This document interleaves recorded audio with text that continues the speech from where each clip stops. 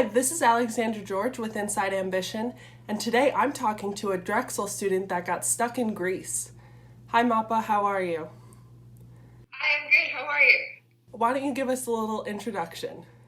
Well, my name is María Paula, but people call me Mapa. I am a sophomore. I study communication, concentrating journalism like you. And I am in Greece because I was doing my co-op here for the fall and winter terms. And then I was supposed to go back to the United States on the end of March. But because of the travel ban and because I'm not a US citizen, I'm an international student. I'm originally from Venezuela. I am not able to go back to the United States, so I'm staying here in Greece quarantining. So, if you were an U.S. citizen, would you have been able to make it back in time? How was that working? Yeah. Yes. So anyone who is a U.S. citizen or has a green card can go inside the U.S. If they come from Europe or any other like banned country. Uh, but I also have a friend who was doing the same co-op as me, and he's an American citizen, and he hasn't been able to go back because there's no flights from Greece to the U.S. Like there are very few and they're very expensive, so he's also waiting. Is there any way that you could get back to Venezuela? No, because there's also a travel ban there, and that's from any country and from anyone, including Venezuelan citizens. Because the situation there in my country is really tough. The health system, like on a normal basis without a pandemic, doesn't have, like, 2 out of 3 hospitals don't have electricity or water on a regular basis. So it's very tough. And with this pandemic, it has gotten even worse. So that's why they talk like such severe measures. And I cannot go back. And it's also not safe for me to go back because of this and also the rest of the crisis. Yeah, that makes sense. Uh, what's your living situation like there in Greece? Well, I'm living in an apartment. I used to have a roommate. It was a girl from Italy, but and we were both here quarantining together because we had no choice in her country. The situation was also very tough. But the embassy of Italy was doing like a repatriation, like trips from Greece to Italy for Italians who were stuck here in Greece, and she was able to go back to her country like a week and a half ago. So now I'm here alone. But it's thankfully like a very big apartment. It has 2 balconies. It has a big living room. So I have enough space to not feel like so stuck, which I'm thankful for. Yeah, that sounds really nice. Do you feel like you're safe in Greece? What's the situation with the pandemic like there? Yes, I feel like I'm safer here in Greece than I would have been in the US or in Venezuela because here, like the situation in Greece is more or less like the average of Europe, but I'm in an island, I'm in Crete. So here there are less than 20 cases in the entire island. It's a big sized island. So I feel very safe. There's no cases in the city where I am, and but still we're all taking quarantine and being preventive because the fact that we're in an island is good enough on a side that we're isolated from the rest because we're not in the mainland. But at the same time, if it gets very bad here, like there's no escape, so we have to still be careful. Mm-hmm. Um, you're now in classes, right? Your co-op's over. How is that navigating the time difference? Well, it's okay, I would say. I have only 2 classes that are synchronous, and the rest are asynchronous. Um, but I'm normally a night owl, so I thought I would be doing fine with the time difference because it's a 7-hour time difference. Um, so for me, like working late at night would be actually early for the US, like somewhat early. But I realized that having classes, like the classes that I have that are synchronous are between like 9 p.m. and 1 a.m. And during those times, I can be productive working, but I cannot pay attention very well in classes. Mm-hmm. So I've been finding myself like very tired. And I'm normally not a coffee person, just when I have to do like stories for my like major or like I don't know papers. But now I have been having to drink more coffee to like, stay awake and pay attention to the classes. But besides that, I'm trying to do it okay. Like I have been keeping myself pretty busy with the classes, so I can get distracted and I don't think about the fact that I am here alone. And it has been working out thus far, so good. And since your co-op is over, you're not working, right? Like, how are you able to support yourself? Well, I have a scholarship from Drexel, and since we're still in classes, I received that money. So I've been able to maintain myself through that, and also I have savings from my co-op. So between those two things, I've been able to maintain myself here, and also like the cost of living here in Greece, especially in the island I'm at, it's cheaper than the cost of living in Philly. So I've been lucky to be able to stretch that money and make it last for long. And you've been doing everything yourself, right? Like grocery shopping, and what does that look like? Yeah, well, when I had my roommate, we usually went grocery shopping like all packed with gloves and masks, and we were usually like the only ones with that, or very few people were using them. And now I'm going, and I didn't feel like lonely doing it because I was doing it with her.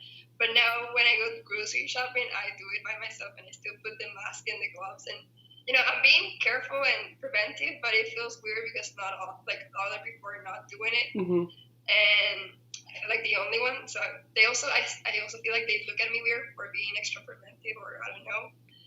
It's also like part of the culture here in Greece. Like they're very carefree, so I feel like it's also that it can be dangerous, but at the same time, I don't know. I don't know if I'm being extra because there's no cases in the city, or I don't know. But I've been doing it, and there's like I cannot get deliveries for the food or anything because there's service for that here, but they only work if I have a Greek like debit card, and I don't have a Greek debit card. I'm just using my American one, so I have to go and get there, basically them. And the supermarkets here, they're taking measures. They only allow a certain amount of people in. Thankfully, there's a lot of food in the supermarkets. Like there's no scarcity of anything. There's toilet paper, there's masks, there's gloves. Good. That's why I have them. But yeah, like besides that, I try to only go to the supermarket like once every 2 weeks. So I prevent going there frequently. Good. And I'm sure part of the reason why you're taking these precautions is because you see what the cases are like in the States, and you know how real it can get. And now they're saying that there was cases here, thousands of cases before anyone even knew. So it's good that you're staying safe. And also it was because my roommate was from Italy. And since very early, we were seeing how the situation turned out so deadly in her country. So we started quarantining before anyone else because of that, and because we wanted to prevent it. And we also knew that by the end of March, we were both going to go back to our countries, and we didn't want to get sick. So that's why we were like extra preventive, and then we haven't turned that ship off. So we're still being a little preventive. And how are you staying positive during all of this? I'm staying very positive, to be honest. Like every time I talk with someone, they mention that to me. Because I don't know, I feel first of all like lucky that I'm healthy, and lucky that even though I'm not with my family, I'm in a beautiful place. I cannot go out, I know, and I cannot go to the beaches or anything, but I know that I'm in a good place with good people. I feel safe because there's not a lot of cases. I have food. I have, I had a job when I was having my co-op, and now I have my classes, and I have things to do. And there's a lot of people who lost their jobs or don't have anything to do, or don't have that much help because they're sick, or or they don't have a house, or they're struggling to pay rent. So I feel lucky that I can have those things, even though it's not easy. I'm not with my family, but I try to look at the bright sides and see it as a learning experience. And also, I think it also helped me a lot that I am from Venezuela, as I told you, And it's not the first time I have to be stuck at home for such a long period of time. Like we have had a lot of periods of protest in my country because there's a dictatorship going on, or a strike. So we usually didn't go out unless it was for protesting, or we didn't go out alone at all because it was all closed. But it was not a pandemic. We have seen similar things to that. Like we had the H1N1. It was when it hit back in, I don't remember, I think it was 2011, 2012. It was very hard in my country, but it was not as hard as this. So yeah, I've experienced similar situations of being stuck at home, but of course it wasn't with the risk of, there's a pandemic going on all around the world. And it's also hard because I thought, okay, so this is happening just in my country. If I ever go out of my country, I will not experience this anywhere. But now it's the thing that you cannot escape. Like wherever you are, the virus is going to be there. So that's the other thing. But, this experience of having lived there in Venezuela, I think it has also prepared me to experience this and not be as affected. That's some really great perspective you have on the situation. Is there anything else you wanted to share? Well, no, I feel it's very weird also because my family is all spread out in the world, and we're all in lockdown alone in different countries. So my mom she was visiting my godmother in New York when this happened, and then she was gonna go back, but she cannot go back to Venezuela. So she's also quarantining and stuck there with my godmother. And my aunt, she was in Colombia trying to get her U.S. visa renewed because we don't have an embassy in my country. And while she was there for her appointment, the whole virus struck very hard, and the borders got closed. So she's also quarantined, stuck there. And my dad is alone in Venezuela, and they're all part of the vulnerable population because they're pretty old. So he's also stuck and alone in Venezuela, and I'm here in Greece alone. So it's a weird thing that it happened to all of us, and definitely very unique. But we're helping each other by calling each other and trying to give us strength. So yeah, but I would suggest to anyone who is struggling with mentally, mental health wise, with the situation, that you're definitely not alone. A lot of people are going through this. Try to seek help.